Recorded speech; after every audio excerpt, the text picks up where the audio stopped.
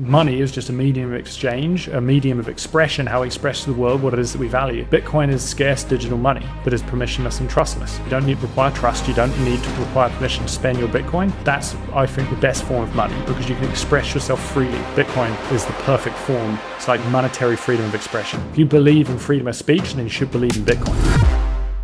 We don't experience the benefits of technology because of monetary intervention. And instead, life gets harder and harder and harder. When you start to realize that the world is inherently deflationary, like we see prices constantly rise around us, whether it's house prices, whether it's cost of living, food, groceries, you name it, prices kind of tend to rise. But this isn't actually natural. The natural state of things is that people are always trying to be more efficient. People are always trying to be more productive. So what you start to realize is that prices should be falling over time because we're becoming more productive. We're becoming more efficient. But the challenge is that the rate at which prices should be falling, we're printing money at a greater rate, so we don't actually experience any of those falling prices.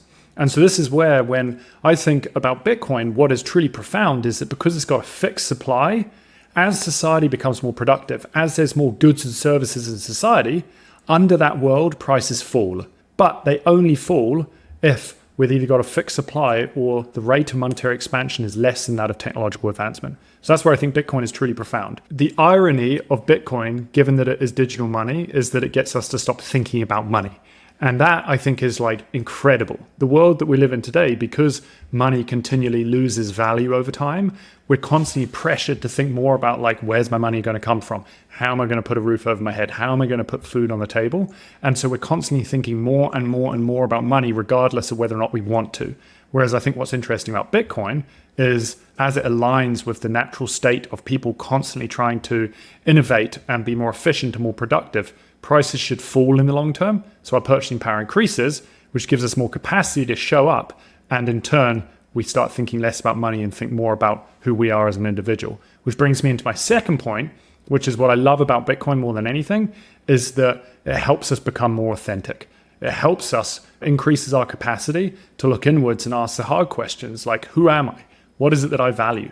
How do I want to show up in life? And I think that happens because we have more capacity when we've got more purchasing power. When we've got more purchasing power, we can be more compassionate and altruistic and give back into society. And so more than anything, I think Bitcoin is just incredible because it gets us to stop thinking about money and it gives us more capacity to look inwards and be more authentic. And for me, I think that is profound.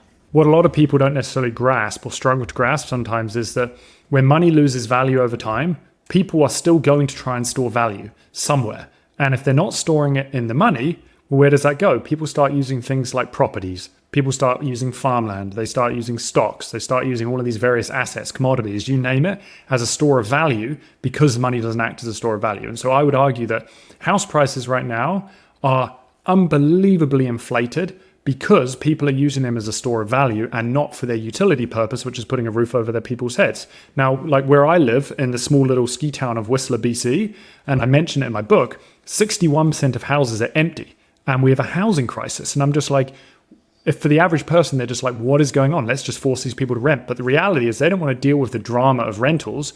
All they want to do is preserve their purchasing power. So they're going and purchasing these properties and storing capital in these properties because hopefully it's going to devalue at a slower rate than holding it in the currency. And the same thing is true for farmland. Farmland today is being bought up left, right, and center, but people aren't using it to grow crops and to add value to society. Instead, they're using it to store value. And so you're now taking these productive assets from society, whether it's farmland, whether it's real estate that could be used to put a roof over people's heads or put food on the table. You're taking them off the table and you're using them simply to store value. And this is all a byproduct of broken money. It's all a byproduct of money that doesn't store value. Money really does influence us as individuals and it influences our psychology and how we show up. And so kind of in the book, there's kind of like the three main psychological components that I think it touches on. The first one, and Bitcoiners talk about this, is time preference. And so for those that aren't familiar, it's like a spectrum. On one side of the spectrum, you've got high time preference, which is, am I trying to just be impulsive and meet my immediate needs right here, right now? On the other side of the spectrum, you've got low time preference, which is, am I thinking about the future, building stability and security, and I'm looking ahead as opposed to being reactive and just responding to what's in my immediate kind of vicinity. And what's interesting is when money is worth less over time, we're incentivized to consume over save. And so all of a sudden, we're just trying to meet our immediate needs. How do I put a roof over my head right now? How do I put food on the table? And so Money, when it is broken, when it doesn't store value effectively, shifts our focus towards our immediate needs, and it shifts away from our long-term needs of security and stability. And so this is one of the reasons why I'd say we have such a consumerist society today, is because of money.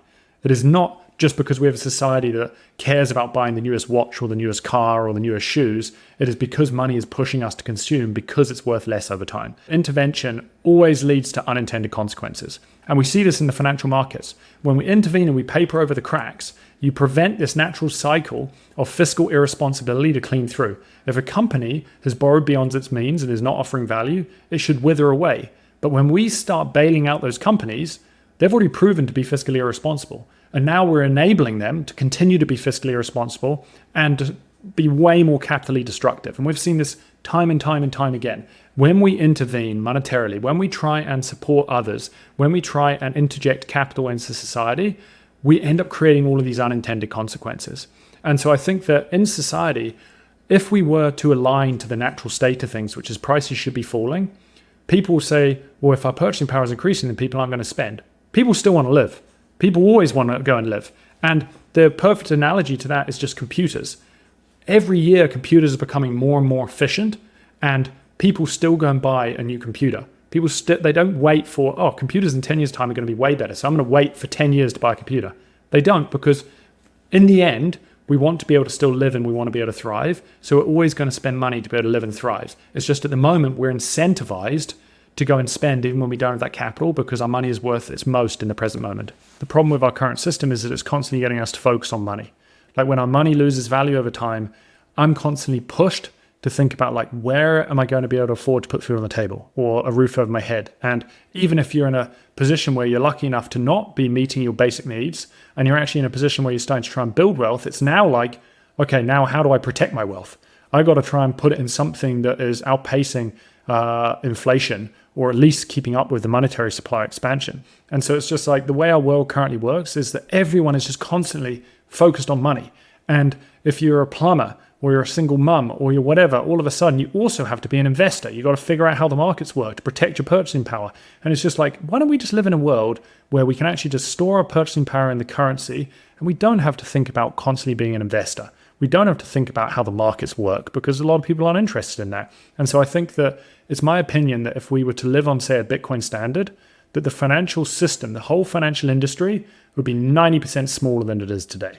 I think it'd be a fraction of the size because it's only the size that it is because people are constantly trying to protect their purchasing power. So they constantly need all of these derivative products and these financial products and these various different assets, and they need financial planners and financial managers, all because of the broken monetary system. Value is subjective. It's in the eye of the beholder. People find value in the utility of Bitcoin and what Bitcoin does. Bitcoin is scarce digital money that is permissionless and trustless. Money is just a medium of exchange, a medium of expression, how we express to the world what it is that we value. And when you have something that's trustless, when you have something that's permissionless, that doesn't require, you don't need to require trust, you don't need to require permission to spend your Bitcoin, that's, I think, the best form of money because you can express yourself freely. Bitcoin is the perfect form. It's like monetary freedom of expression. If you believe in freedom of speech, then you should believe in Bitcoin.